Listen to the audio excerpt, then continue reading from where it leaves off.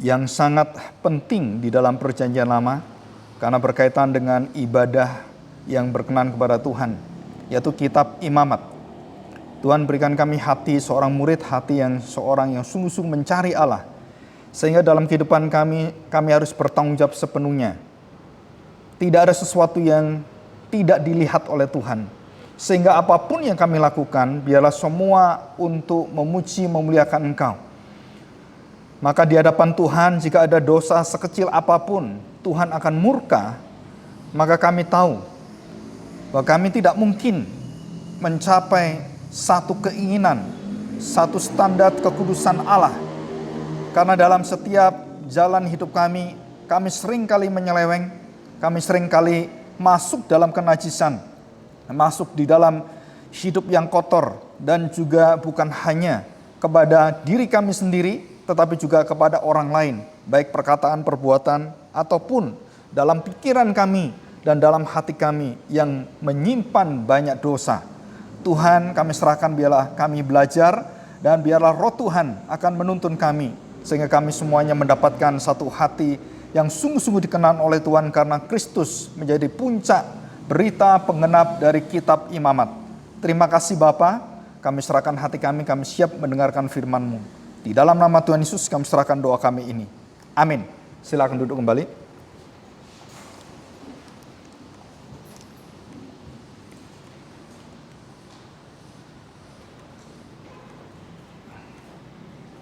Ya, sebentar ya. Ini tadi ada yang hilang. Kita akan membuka kitab Imamat pasal 16. Kitab Imamat pasal 16 ya. Ya, ini udah keluar. Kitab Imamat pasal 16 sebenarnya 2 pasal, tetapi saya ambil 1 pasal. 16 dan 17. 17 berkaitan dengan hal-hal yang bersifat praktis ya. Hal-hal yang bersifat yang akan kita lakukan. Imamat pasal 16, saya akan bacakan ayat yang pertama. Hari Raya Pendamaian. Sesudah kedua anak Harun mati, dan kita tahu bahwa anak Harun, Nadab dan Abihu, melanggar kekudusan Tuhan, membakar dan melaksanakan ibadah yang membawa api palsu, kesucian yang palsu, dan satu hadirat Tuhan yang dipalsukan. Maka anak Imam Harun, imam yang pertama yang besar itu dikuduskan oleh Tuhan dengan dibinasakan. Nah, saudara, ini adalah keseriusan di dalam ibadah, dan termasuk ibadah kita hari ini. Ada sesuatu tanggung jawab yang serius sekali, karena berkaitan dengan nyawa kita, berkaitan dengan hidup dan mati, berkat dan kutuk sebenarnya. Ya, tetapi kita semua bersyukur karena Kristus yang sudah mencabut semua kutukan, dan Kristus yang menjadi perjanjian darah perjanjian baru, Dia sudah melepaskan kita dari semua ikatan-ikatan yang mematikan dari hukum Taurat. Ya, kita bersyukur karena itu. Nah, perhatikan, sesudah kedua anak Harun mati, yang terjadi pada waktu mereka mendekat ke hadapan Tuhan, berfirman Tuhan kepada Musa. Firman Tuhan kepadanya, katakanlah kepada Harun, kakakmu, supaya jangan sembarangan seperti anaknya. Waktu masuk ke dalam tempat kudus di belakang tabir, artinya ruang Maha Kudus, ada tabirnya ya, ke depan pintu pendamaian yang di atas tabut, supaya jangan ia mati atau binasa. Jadi kalau melanggar, ibadah itu dilanggar. Seumpama saudara telat jam 12, telat hanya 2 detik, saudara mati, saudara. Kenapa negara-negara Kristen Eropa, Jerman semuanya sangat tepat waktu? Saudara harus tahu ini, karena kekudusan Tuhan ada di negara itu. Mereka sampai detiknya itu dihitung. Kalau kita telat itu sampai jam-jaman. Mereka telat detikan, kita jam-jaman atau bermenit-menit. Jadi kalau orang lagi stroke, kena sakit, ambulannya datang sejam kemudian, mati orangnya. Kalau mereka enggak, begitu 911, begitu dia telepon ambulan, itu langsung mereka siap untuk menolong. Dan itu semua etos kerja, etika Kristen yang sangat agung. Dan itu mempengaruhi seluruh dunia yang mau maju negaranya, yang nggak mau nggak bisa. Dan saudara tidak akan temukan di agama lain etika yang seperti ini. Itu hanya di dalam Alkitab, hanya ada di dalam Perjanjian Lama dan Perjanjian Baru. Ya, makanya orang Eropa, termasuk khususnya orang Israel, itu tidak akan terkalahkan dalam segala hal. Teknologi, karena kedisiplinan semuanya, mereka begitu dididik oleh Tuhan. Contohnya, anak imam besar Harun mati karena melanggar sembarangan. Jadi nggak ada ampun, anaknya pendeta pun dibinasakan. Itu kekudusan Tuhan. Begitu serius. Ya, saudara, saya harapkan kita serius hari ini. Ya, firman Tuhan kepada Musa ya. Jadi jangan sembarangan waktu masuk ke dalam tempat kudus yang di belakang tabir, ke depan tutup pendamaian yang di atas tabut, supaya jangan ia mati, karena aku menampakkan diri dalam awan di atas tutup pendamaian. 3. Beginilah caranya Harun masuk ke dalam tempat kudus itu, yakni dengan membawa seekor lembu jantan muda untuk korban penghapus dosa. Ini status. Dan seekor domba jantan untuk korban bakaran. Ini adalah seluruh kondisi kita yang akan dikuduskan. Jadi yang pertama, justification, pembenaran Allah, status kita itu dijadikan orang diciptakan lahir baru, dilahirkan baru, dan menjadi sesuatu kondisi yang baru, status yang baru. Dan statusmu yang baru itu dibakar, dikuduskan setiap hari. Jadi ini sudah jelas. Jadi kita harus dikuduskan Tuhan. Seekor domba jantan untuk korban bakaran. Ia harus mengenakan kemeja lenan yang kudus, dan ia harus menutupi auratnya dengan celana lenan, dan ia harus memakai ikat pinggang lenan dan berlitkan serban lenan. Itulah pakaian kudus yang harus dikenakannya sesudah ia membasuh tubuhnya dengan air. Jadi seorang imam, waktu dia mau memimpin, dia tidak boleh cuma cuci muka seperti wudhu. Tidak diperbolehkan. Harus apa? Mandi. Bayangin itu. Kalau dia kesenggol perempuan, mandi lagi. Kesenggol ayam, anjing, mandi lagi dia. 7 kali sehari, ya mandi 7 kali. Jadi dia tidak boleh bersenggolan dengan hal yang bersifat najis. Yang tidak taat dengan cara Tuhan. Saudara, saya kalau sekarang jadi imam seperti itu, mungkin saya mikir juga ya.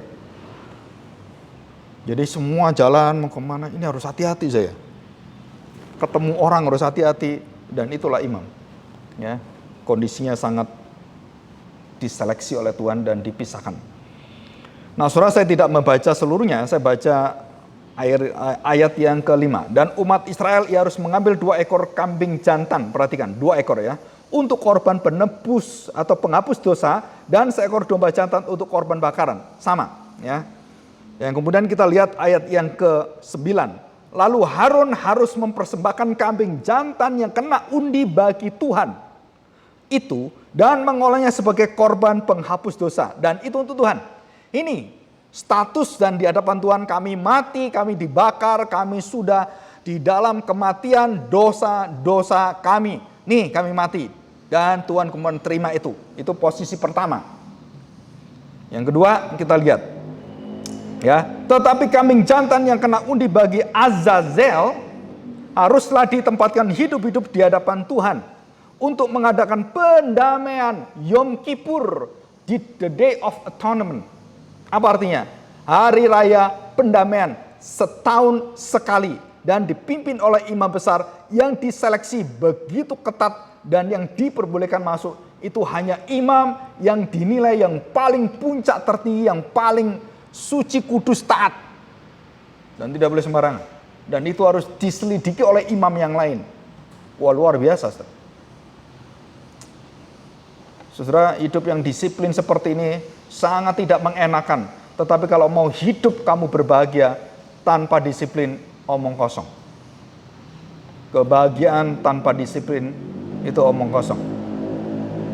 Ya. Di sini.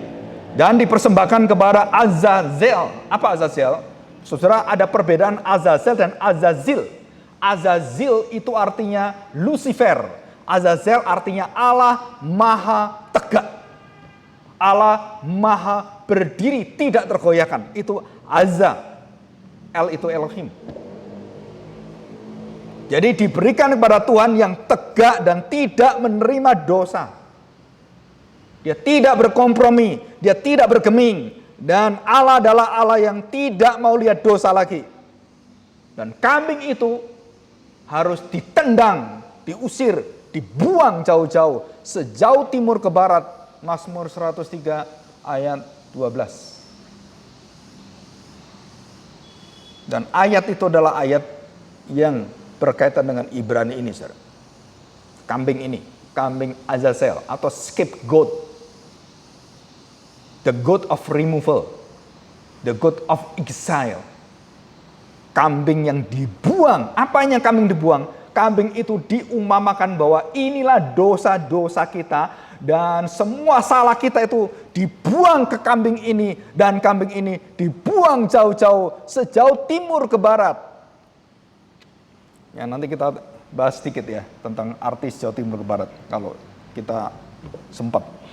Oke, kita lanjutkan ya. Dikatakan di sini, tetapi kambing jantan yang kena undi bagi Azazel haruslah ditempatkan hidup-hidup di hadapan Yahweh Tuhan untuk mengadakan pendamaian, lalu dilepaskan bagi Azazel ke padang gurun. Harun harus mempersembahkan lembu jantan yang menjadi korban penghapus dosa baginya sendiri. 1. Dan mengadakan pendamaian baginya dan bagi keluarganya. 2. Ia harus menyembelih lembu jantan itu. Dan ia harus mengambil perbaraan berisi penuh bara api dari atas mezbah yang di hadapan Tuhan, serta serangkup penuh ukupan dari wangi-wangian yang digiling sampai halus, lalu membawanya masuk ke belakang tabir. Kemudian ia harus meletakkan ukupan itu di atas api yang di hadapan Tuhan, sehingga asap ukupan itu menutupi tutup pendamaian yang di atas hukum Allah, supaya ia jangan mati. Walaupun sudah disucikan, sudah ditebus dosanya, waktu menghadap tutup perdamaian, Tuhan tetap tidak terima imam. Kenapa? Dia tutup dengan kemuliaannya, dan Harun tidak bisa buka itu. Sampai seperti itu. Dan siapa yang berhak membuka tutup pendamaian? Darah Kristus.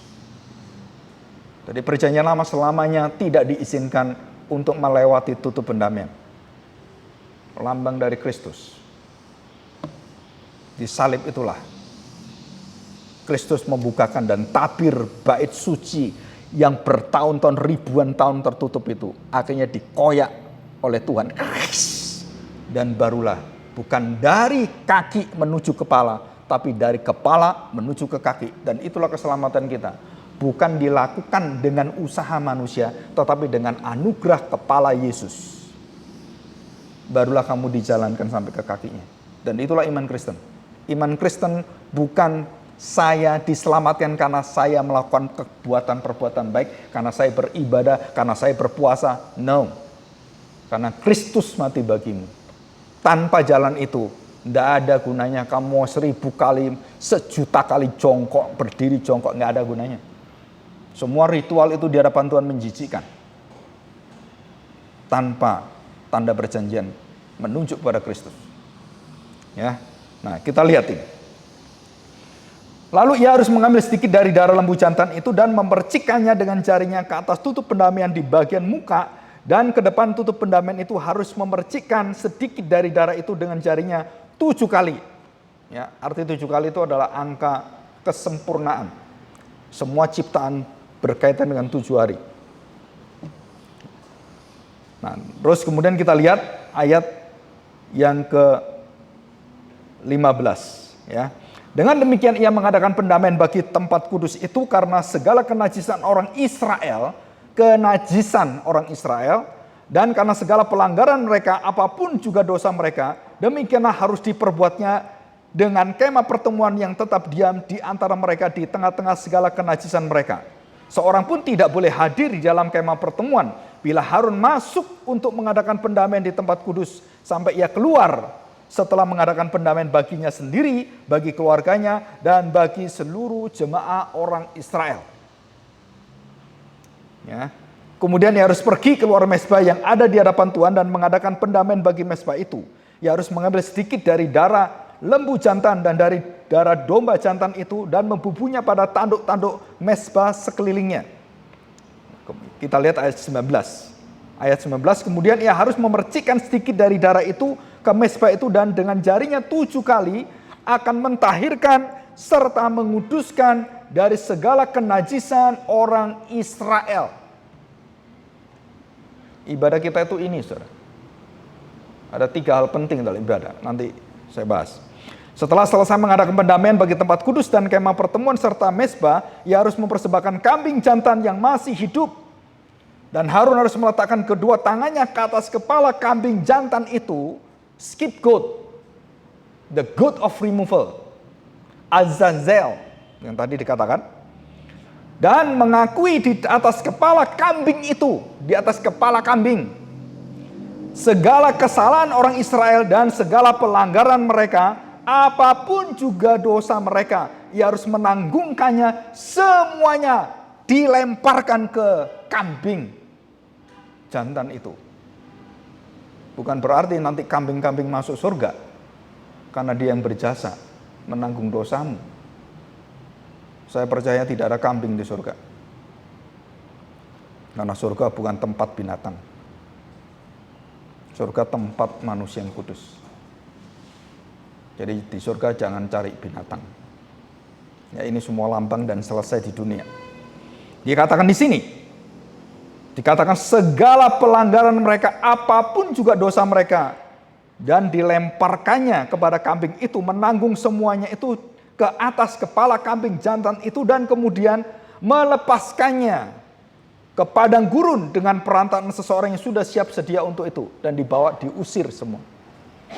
Demikianlah kambing jantan itu harus mengangkut segala kesalahan Israel ke tanah yang kudus, dan kambing itu harus dilepaskan di padang gurun.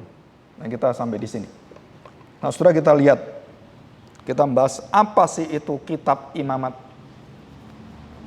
Saudara, kitab imamat itu menyatakan 2 hal yang penting. Yang pertama, kenajisan, keberdosaan manusia yang tidak mungkin bertemu dengan Allah. Dan yang kedua adalah kemahakudusan Tuhan yang tidak terjangkau jika manusia di dalam dosa. Tidak ada hubungan yang bisa dilakukan, apalagi manusia berusaha untuk mencari hal-hal seperti itu. Manusia berusaha untuk mencari bagaimana saya bisa berkenan pada Tuhan. Sampai kapanpun usaha manusia tidak mungkin, mustahil mencari Allah. Roma pasal 3 ayat 10 sampai 12. Roma pasal 3 ayat 23, Roma pasal 6 ayat 23, dan banyak puluhan ayat yang lain. Saudara harus hafal semuanya. Dan dikatakan di sini, jadi siapa yang bisa dan bagaimana Allah berhubungan dengan manusia dan manusia berhubungan dengan Allah, berarti ada yang dari pihak Allah yang mewakili Allah, dan ada pihak manusia yang mewakili manusia. Yang mewakili Allah pasti ada karena Allah kudus dan dia bisa terima. Tapi siapa dari pihak manusia yang berdosa yang layak? Tidak ada. Karena semua berdosa. Nah, terus bagaimana jalannya? Maka Tuhan berkeputusan, menetapkan dan memberikan satu rencananya. Aku akan menjadi manusia. Karena tidak mungkin manusia menjadi Allah. Betul?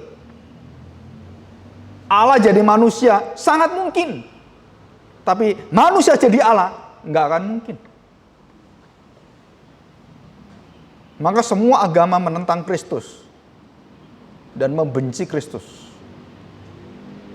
Dan mereka mengatakan darah orang Kristen itu halal untuk dibunuh. Sampai hari ini. Karena mengatakan manusia jadi Tuhan. Padahal kita tidak mengatakan manusia jadi Tuhan. Tuhan jadi manusia. Dan itu tidak terima oleh mereka. Dan di dalam ayat-ayat mereka dikatakan kalam Allah. Ada. Kalam itu menjadi Allah. Semua ada di sana. Rahasia itu ada di sana. Cuman tertutupi semua. Nah, saudara kita lihat Musa mendekati Tuhan. Dan Tuhan mengatakan, jangan kamu mendekati aku. Dan itu bukan Tuhan yang hadirat Tuhan yang betul-betul hadirat dia yang tak terbatas. Dia membatasi diri untuk bertemu dengan Musa. Bayangkan membatasi diri pun kamu masih gak layak. Maka Tuhan Yesus mengatakan tidak ada seorang pun yang pernah melihat Bapa, berbicara kepada Bapa, dan tahu hadirat Bapa, dan melihat wajah Bapa. Nggak ada, saudara. Dan hanya anak yang bisa. Jadi artinya semua orang yang berhubungan dengan Bapa surgawi, dengan Allah Yahweh itu, mereka harus melalui satu pribadi dan satu pintu. Jalan kebenaran, keselamatan, dan kehidupan itu sendiri, yaitu Yesus. Akulah pintu. Saudara, Musa waktu mendekat, jangan kamu mendekat, semua tempat ini kudus. Lepas sandalmu. Dilepas langsung. Saudara, bayangkan standar Allah itu, kamu dekat aja, kamu gak bisa lepas dulu sandalmu. Apalagi Musa kepingin tahu wajah Tuhan. Tuhan, aku ingin tahu siapa sih kamu ini sebenarnya. Kalau orang tak lihat bisa, oh ini ada matanya, rupanya, kakinya ada semua. Oh binatang tahu, ini binatang, oh ini. Nah Tuhan itu apa? Namamu tuh siapa? Kamu dari mana? Kayak bahasa Inggris aja. Where are you going? Where are you? Tanyanya kayak orang interview gitu. Dan Tuhan mengatakan kamu gak akan bisa lihat saya. Maksa, gimana gak lihat? Ya harus lihat, gimana mengenalkan kamu kalau saya gak lihat kamu. Dan Tuhan izinkan Musa dan hanya melihat punggung Tuhan. Dan tidak ada satu orang yang melihat wajah Tuhan. Sampai hari ini. Tidak ada. Jadi kalau ada orang mengatakan saya ketemu dengan Allah Bapa dan Allah Bapa berbicara dengan saya, itu hamba Tuhan sesat. Saya bertemu dengan Roh Kudus, terus wajah Roh Kudus seperti istri saya. Luar biasa, cantik sekali. Itu pendeta sesat. Roh Kudus tidak pernah berwajah seperti wajah istrimu. Memang istrimu secantik Roh Kudus gitu. Sampai kamu punya nafsu dengan Roh Kudus. Saya ingin mengawin Roh Kudus. Tambah edan, saudara. Ini di YouTube banyak hamba Tuhan yang pada edan semua. Dari mana kamu punya pengertian seperti itu? Itu otakmu gak waras itu. Itu menyesatkan. Tetapi orang-orang senang. Oh iya ya, berarti itu luar biasa pendeta saya ini. Dekat dengan Roh Kudus. Sesat juga kamu. Jadi kalau atasnya sesat, jemaatnya sesat, masuk neraka semua. Iya.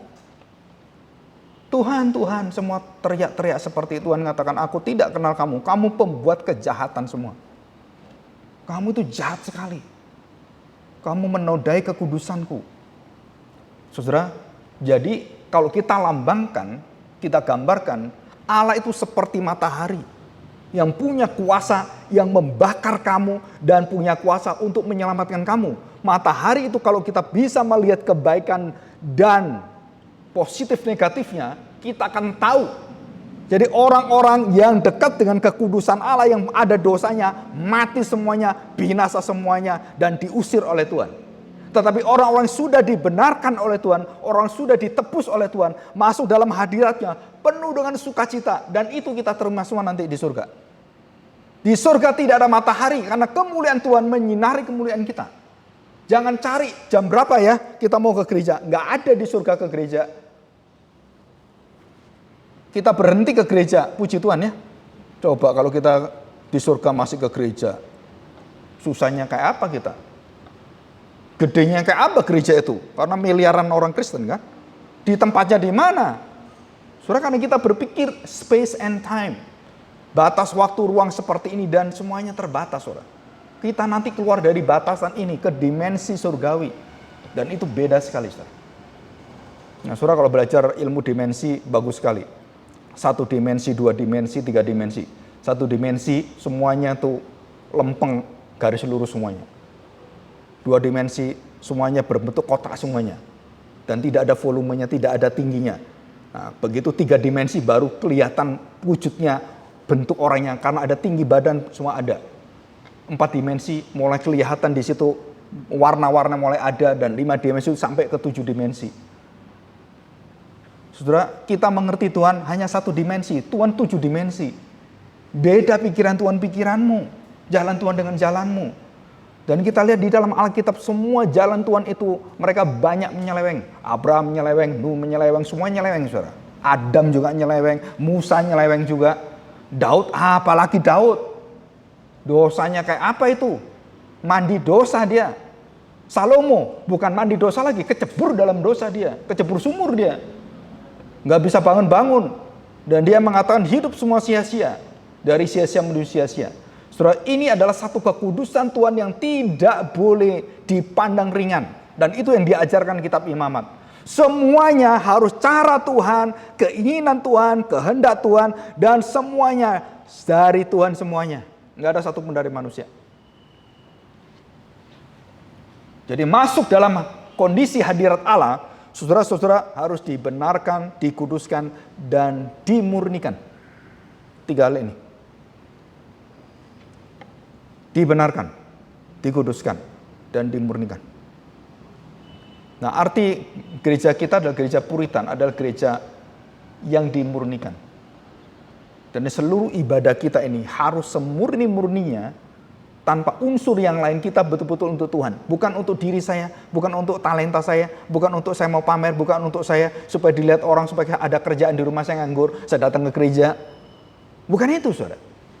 Engkau sedang dipanggil Tuhan waktu datang ke hadirat Tuhan. Itu ada suatu panggilan Tuhan. Mungkin kita nggak bertemu lagi besok. Tiba-tiba kita dipanggil Tuhan salah satu. Tapi pada saat itulah kamu melihat ada ibadah yang melampaui segala batas waktu. Dan kamu bertemu dengan Tuhan dan terikat dengan Tuhan seluruh hidupmu. Bukan saat engkau duduk, bukan saat saya berdiri di sini berkhotbah. Seluruh hidup saya itu diikat dengan kekudusan Tuhan. Semua. Cara saya melihat, cara saya mendengar, cara saya mengucapkan, cara saya untuk berbicara dengan orang, atau tanda petik marah-marah dengan orang, mencaci maki orang. Semua di dalam kekudusan Tuhan. Dan semua harus dipertanggungjawabkan. Dan itulah kitab Imamat. Dan bagaimanakah standar kitab Imamat? Saudara, salah ngomong, salah tempat, salah baju, mati semuanya. Ini betul-betul gila, saudara. Siapa yang bisa kalau gitu, Pak? Nah, yang bisa, yang harus betul-betul ada kriterianya, standarnya tertinggi. Orang yang teliti, nggak bisa. Maka sekolah Kristen itu sekolah yang sangat menyakitkan hati. Telat, wah hukumannya berat. Lupa bawa, hukumannya berat. Kenapa? Karena itu standar Alkitab. Telat nggak apa-apa lah telat. Ya nanti, ya kalau sekolah ini telat 3 kali kita telat nggak apa-apa, Bu. Sekolah kita lebih enak lagi, 7 kali. Kan Tuhan Yesus ngajar 7 kali. Pengampunan telat. Udah 7 kali nggak apa-apa. Kalau 7 kali itu gimana, Pak? Oh, kita pakai pengampunan perjanjian baru. 70 kali 7 kali. Jadi telat sampai 490 kali nggak apa-apa. Sekolah ini sekolah Kristen, sekolah baik. Begitu? Itu sekolah bobrok, bukan sekolah baik. Sekolah Kristen itu selalu menegakkan disiplin yang tinggi. Tapi, nah ini tapinya. Hatinya penuh kasih. Ya ini nggak ada di sekolah Kristen. Orang disiplin, masuk nggak boleh keluar semuanya. Terus kemudian setelah disiplin apa? Kamu melanggar, buang, pecat semuanya, keluar kamu. Di mana kasihnya? No love, only discipline. Dan itu yang terjadi di sekolah Kristen. Jadi akhirnya menjadi ekstrim yang gila. Otaknya dibuat sampai sedemikian luar biasa, hatinya kosong. Dan saya berkali-kali KKR di sekolah-sekolah Kristen, saya terus ingatkan itu. Saya teriak-teriak itu. Mereka bener pak. Berubah nggak? Setahun saya datang, ya masih sama. 2 tahun saya datang sama. 12 tahun saya datang, masih sama loh, Bu. Iya Pak, gimana Pak ya? Nah itu keberdosaan. Harus datang pada Kristus. Dan ini kenyataan yang kita hadapi, saudara. Ya. Jadi ada 3 hal yang penting dalam kitab Imamat. Yang pertama adalah priesthood. Keimamatan, seorang pendeta, seorang imam. Yang kedua, ritualnya. Dan yang ketiga, kemurniannya. 3. Jadi kitab Imamat itu sedang memberitahukan pada kita, kalau kamu akan menghadap Tuhan, kamu hidup bersama dengan Tuhan, harus memperhatikan 3 hal ini. Yang pertama, saudara, bagaimana kamu akan disiapkan, kamu akan dibersihkan, kamu akan ditebus dosamu, dan kemudian kamu akan dibakar, disucikan, dan kamu menjadi murni. Dari kemurnian itu adalah terakhir. Kambing domba, gadis bijaksana, gadis bodoh. Itu adalah tempat terakhir Tuhan akan memurnikan dunia ini dengan api. Tuhan Yesus akan membaptis dengan api. Saudara. Pembaptisan pemurnian dunia ini. Kita sering kali taunya baptis air. Kita nggak pernah diajar baptis api. Mau baptis api, Bu? Kita kasih api yang besar, kamu lewat. Gitu kan? Bzzz, gosong semua, keluar. Orang Kristen akhirnya menjadi orang Kristen yang gosong. Kenapa? Baru dikatakan murni. Bukan seperti itu. Saudara, artinya waktu kamu dibakar, waktu kamu dimurnikan, saudara, seluruh kotoran dalam hidupmu akhirnya muncul hanya manusia yang sempurna. Nah, saudara perhatikan, ini rahasia yang saya tidak jelaskan secara jauh. Kristus dalam diri kita. Dan kemudian tubuh kita ini akan mendapatkan tubuh yang murni seperti emas. Dan nanti waktu kita diangkat oleh Tuhan, Tuhan akan memurnikan seluruh tubuh kita dan seluruh dosa kita dibakar oleh Dia. Dan tinggal yang mulia, ketemu Tuhan di angkasa. Segala dosa kita dibuang oleh Tuhan. Itu artinya the stage yang terakhir. Pemurnian. Dan seluruh kitab imamat ini menginginkan bangsa Israel supaya murni, nanti mereka memuliakan. Dan baru mereka berdiri di atas bangsa lain. Dia menjadi terang, kemuliaan Allah memancar ke bangsa lain. Tapi gagal bangsa Israel. Malah bangsa Israel merusak bangsa lain dan menutupi keselamatan. Dan mereka membunuh Mesias. Dan dosa itu dosa yang tidak bisa diampuni oleh Tuhan. Tuhan Yesus di kayu salib. Bapa ampunilah. Betul, diampuni. Yang diampuni Bapa. Dan yang menyerahkan Kristus tidak pernah diampuni. Jadi doa, ya Bapa ampunilah mereka, tidak termasuk Yudas. Saudara dengar ini. Yudas tidak pernah diampuni. Walaupun Tuhan Yesus memberikan pengampunan, dia langsung mengatakan, tidak ada seorang pun yang seperti Yudas. Buat apa dia dilahirkan? Karena untuk kebinasaan. Jadi semua yang diterima oleh Yesus pengampunan adalah semua orang yang mendapatkan belas kasihan dari Bapa. Yang tidak seperti Yudas, semua dibinasakan semua. Termasuk Herodes ditempeleng oleh malaikat waktu dia menyatakan, I am the king of king. Akulah Tuhan di atas segala Tuhan. Akulah raja dari raja. Dan malaikat langsung tempeleng dia. Buk, langsung mati. Melanggar kekudusan Tuhan, dan pada puncaknya dia berdiri di bait Allah dan dia menghina bait Allah, dia menajiskan bait Allah dan dia berdiri dia mengatakan akulah Allah. Malaikat tempeleng dia, langsung mati. Terus dimakan cacing. Hari itu langsung cacingnya datang. Apa Herodes cacingan dalam perutnya? Saya nggak tahu. Tapi begitu mati langsung dimakan cacing dia. Keluar cacing. Semua orang kaget. Manusia kebinasaan. The son of perdition. Fir'aun. Belshazzar. Nebukadnezar. Yudas. Ananis dan Safira. Alexander tukang tembaga. Itu the son of perdition. Dan saya berdoa supaya kita tidak memiliki keturunan the son of perdition. Anak yang dibinasakan Tuhan. Termasuk Nadab dan Abihu. Anak Harun pun anak kebinasaan. Saudara, ini banyak dalam Alkitab kita belajar. Ya. Oke, kita lihat sekarang.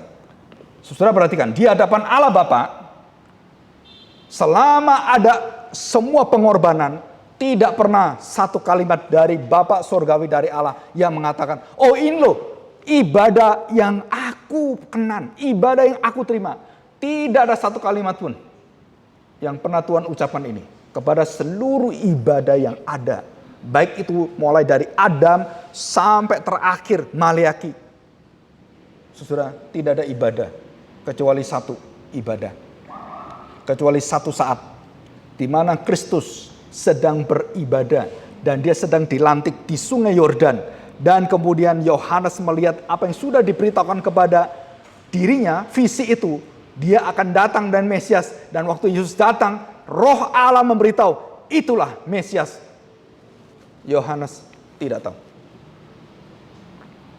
Dan waktu dia tahu, lah ini kan adik saya. Karena Yohanes dengan Yesus saudara. Begitu Yesus datang, loh kok kamu? Loh kamu kan adik saya. Kamu bukan Mesias. Dia tidak berani merendahkan persaudaranya. Roh waktu memberitahu inilah Mesias, dia langsung melihat. Engkau secara fisik saudara saya, secara roh engkau Tuhan saya. Secara bayi kamu anak saya tak susui. Tapi secara dunia roh, kamu Allah saya. Saudara, kamu, kalau kita ibu-ibu yang pernah punya bayi, kalau itu bayimu, lucu, itu alamu. Gimana, saudara? Itik. Allah bisa diitik-itik ya? Allah bisa lucu. Karena bayi Yesus lucu kan? Nggak ada bayi nggak lucu. Lucunya. Kamu melihat itu hadirat Allah dalam kelucuannya, dalam seluruhnya. Sampai ngengeknya pun. Pipisnya pun. Dia manusia yang di belakang itu semua. Dia adalah Allah kita, saudara. Oh, betapa kudusnya Allah itu sehingga mau menjadi manusia, mau seperti kita dan tahu semua kelemahan kita, saudara. Dan kitab Imamat tidak bisa mencapai kesempurnaan itu, saudara. Karena dia menunggu Mesias yang sempurna. Seluruh kitab Taurat, seluruh kitab yang ada dalam Perjanjian Lama itu hanya menunjuk, menyaksikan dan menuntun kita kepada Kristus yang merupakan puncak dari seluruh Perjanjian Lama, Perjanjian Baru. Dia yang sempurna, kudus, tanpa cacat celah. Dan disitulah Tuhan berkata, inilah anakku yang kukasihi, kepadanya lah aku berkenan. Nah, istilah berkenan adalah istilah ibadah. Bukan kemanjaan, tapi istilah ibadah. Ya. Nah, saudara, itu semua ada di dalam kitab Ibrani, paralel dengan kitab Imamat. Saya tidak membahas itu ya. Oke, kita lanjutkan, saudara. Saudara harus tahu bahwa di dalam arti kitab ini dibagi menjadi dua. Jadi pasal 1 sampai 16, 17 sampai 27. Dan pembagian kitab ini sudah biasa ada dalam tradisi orang-orang Farisi, ahli Taurat, dan penulis-penulis semua orang Yahudi berpola pikir seperti itu. Satu, pola pikir adalah bagaimana mendasari semua dengan pengajaran-pengajaran doktrinal, dan kemudian bagaimana itu melakukan semua pengajaran itu. Rasul Paulus membagi semua tulisannya menjadi dua bagian besar. Roma, kitab Roma, pasal 1 sampai pasal 11. Pasal 12 sampai terakhir. Saudara, itu semua dua bagian yang seperti kitab Imamat dan kitab-kitab yang lain.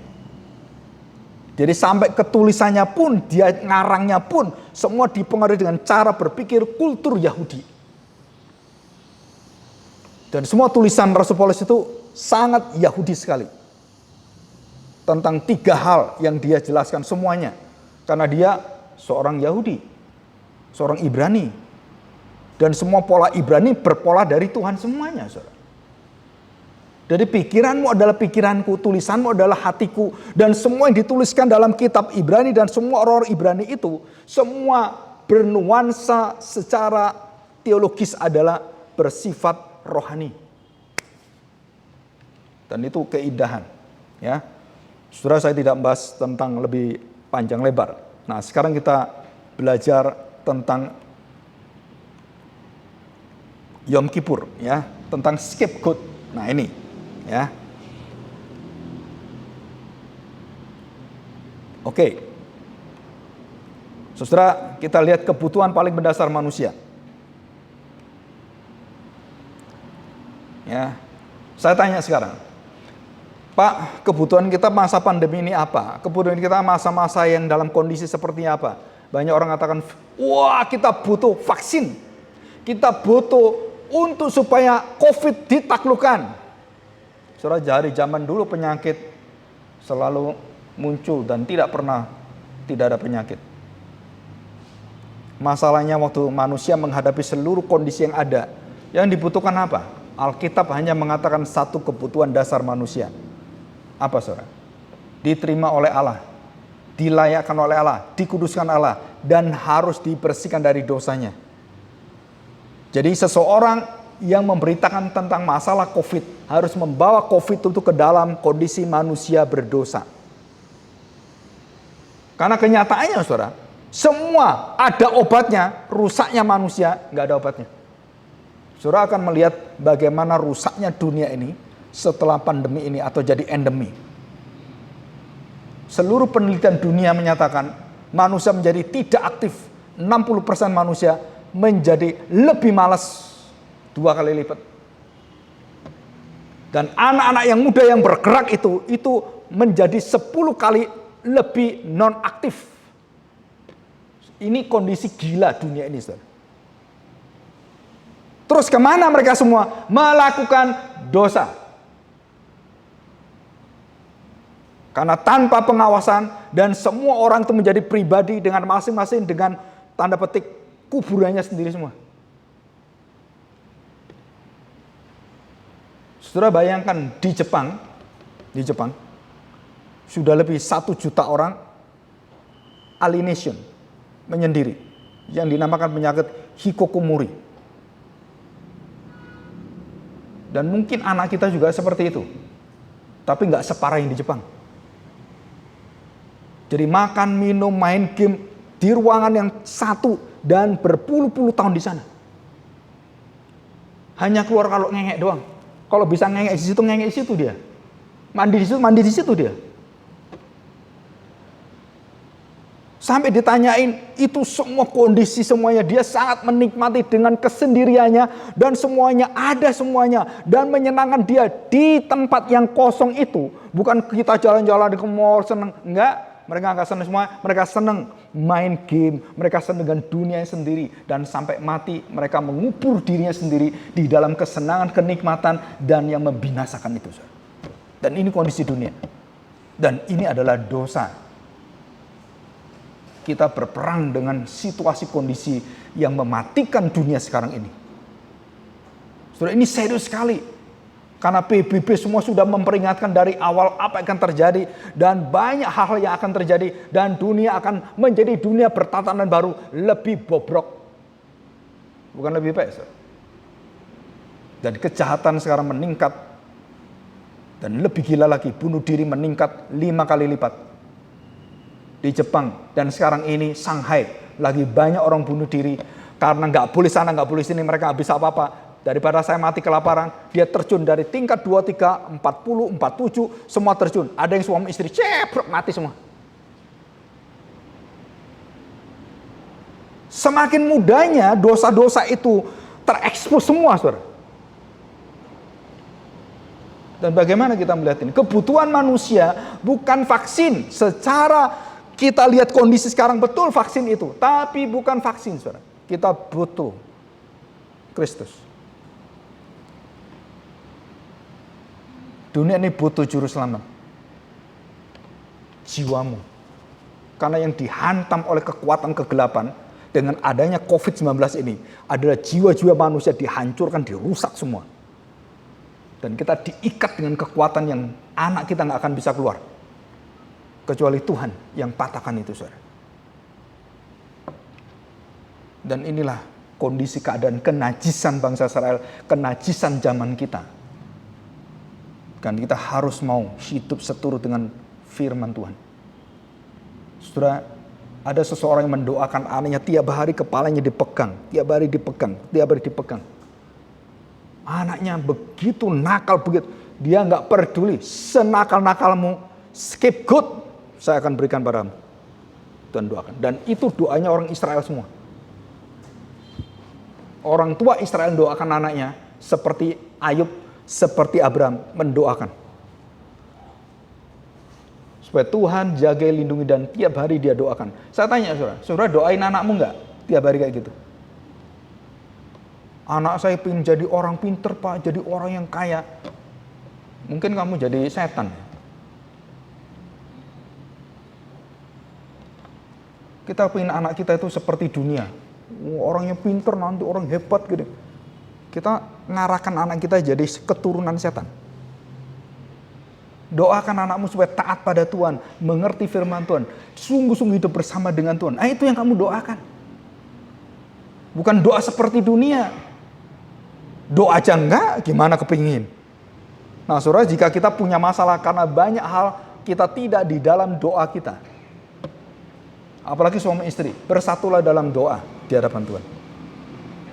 Ya, karena itu kekuatan orang percaya itu karena suami istri, keluarga, anak, bapak, ibu, semuanya bersatu dalam doa. Itu iblis takut dengan keluarga-keluarga seperti ini. Dan iblis senang jika semua sendiri-sendiri. Haleluya, puji Tuhan. Oh, iblis ngomong haleluya. Apa iblis ngomong puji Tuhan? Nggak bisa, puji diri saya sendiri, iblis itu. Iblis tidak pernah memuliakan Tuhan. Ya, nah saudara, saya menjelaskan tentang scapegoat. Kenapa ada dua kambing? Yang pertama, kambing itu ada diperuntukkan untuk korban dan benar-benar mati. Ngerti ya saudara ya? Statusnya adalah kambing itu harus mati dan dia harus dikorbankan dan darahnya mengalir dan kemudian dia mati. Dan setelah itu apa? Nah ini saudara, banyak orang Kristen nggak tahu rahasia scapegoat ini. Kambing hitam, kalau kita ngomongkan kambing sebagai kambing hitamnya. Nah memang kambing itu hitam saudara. Orang Israel memilih kambing aneh juga. Cari kambing yang hitam, semua hitam. Bukan kambing putih. Yang diusir itu kambing hitam.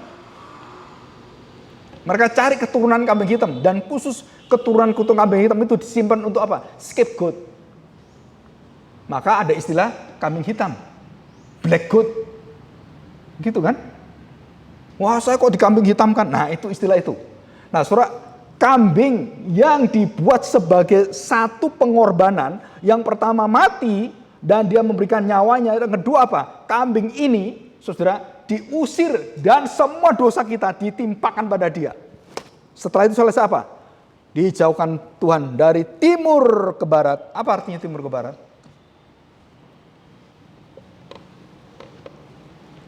Saudara, ini bukan soal jarak, tapi soal direksi, direction. Bukan soal jauh dan dekat, bukan saudara. Tapi ini soal hati mengarah kemana. Jadi ini bukan soal jarakmu dekat dengan saya, dosa diukur dengan ukuran-ukuran secara kilometer dan kamu harus jauh di sini. Bukan itu. Masalahnya adalah arah hidup kita. Dan selalu timur ke barat dan selalu berlawanan.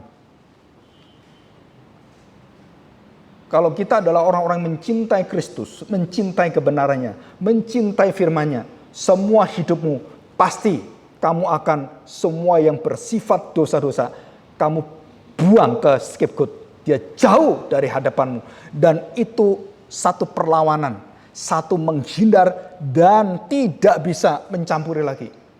Kalau itu ada dalam hatimu, puji Tuhan. Tapi kalau tidak ada, saudara dengar, dan kamu menyukai dosa itu, berarti kamu belum mendapatkan puncak kemurnian dari Tuhan. Apakah itu akan diproses, saya nggak tahu. Jaminan sudah didapat, tetapi proses pemurniannya kamu belum dapat. Kenapa? Karena hatimu mengerti dosa itu, kamu belum semengerti yang diminta oleh Tuhan. Saya beri contoh, saudara. Ya. Saya dulu waktu kelas 5 SD yang ngerokok. Kok bisa ngerokok? Dari teman. Dari orang kampung. Karena saya orang kampungan. Ya. Dari situ saya ngerokok. Papa saya begitu tahu saya ngerokok, waduh saudara. Saya harus siapkan pantat saya untuk menderita luar biasa. Saudara. Kenapa? Karena kalau dia marah, dia tidak pukul kepala, tidak pukul muka saya, enggak. Dia pukul pantatmu. Karena dia enggak ngerti Alkitab, tapi di Alkitab ada. Kalau pukul itu enggak boleh yang kena kepalanya. Itu yang ada dagingnya. Supaya dia bisa balik. Kalau kepalanya geger otak, gila. Enggak bisa. Begitu kita semua anaknya rokokan, batuk-batuk rasanya pahit. Itu rokok cerutu, tahu cerutu? Rokok yang kuno yang gede itu. Nyedotnya itu kan lumayan kan. Sampai gini kempot-kempot gitu kan. Nggak bisa, kurang ahli saudara. Karena apinya kurang, nyedotnya. Jadi itu antara angin dan api itu kan berurusan dengan baik itu. Begitu gini apinya kurang, ya mati lagi. Sampai berhari-hari belajar, sampai akhirnya bisa. Bangganya luar biasa. I'm a man. Itu sponsor rokok semua gitu kan. Coba lihat semua, rokok-rokok semua. Di jalan semua. Yang hidup masa pandemi, semua di jalan rokok semua. Pernah perhatikan nggak?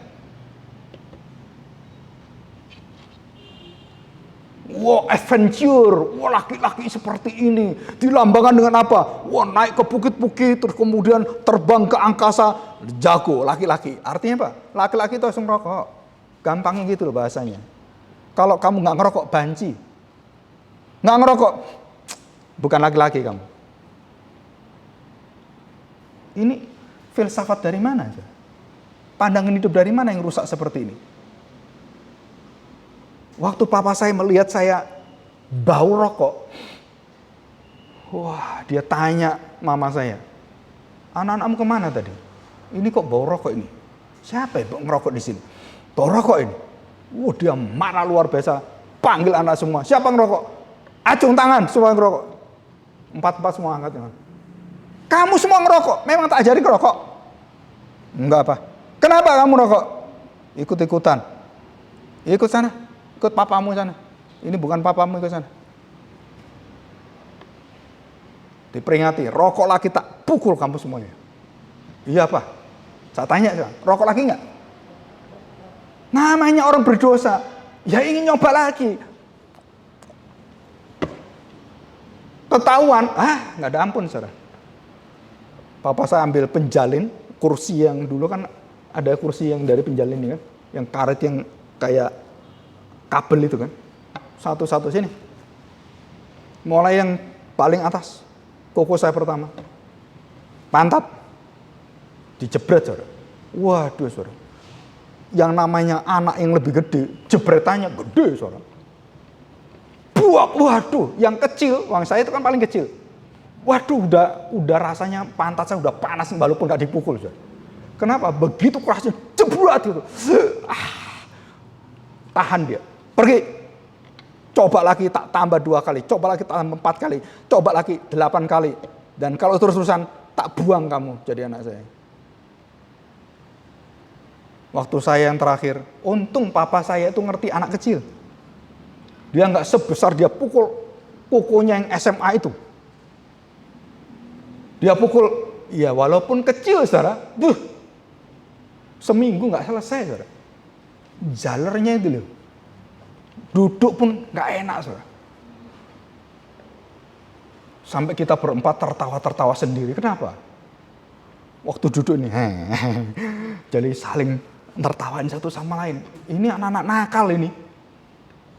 Terus papa saya cerita, kenapa papa ini begitu marah kalian ngerokok? Saudara, karena dia kena kanker. Bukan kanker, kena tumor. Karena rokok. Tapi dia mati tidak karena kanker, dia karena kena ginjal. Terlalu minum Fanta Orange, masih ingat kan? FN itu kan? Jadi setiap pulang kerja dia minum, seger gitu kan? Dia sedia di kulkasnya, minum itu aja terus. Pulang setiap hari gitu. Hampir selama berapa, 15 tahun mungkin saya nggak tahu. Akhirnya ginjalnya rusak.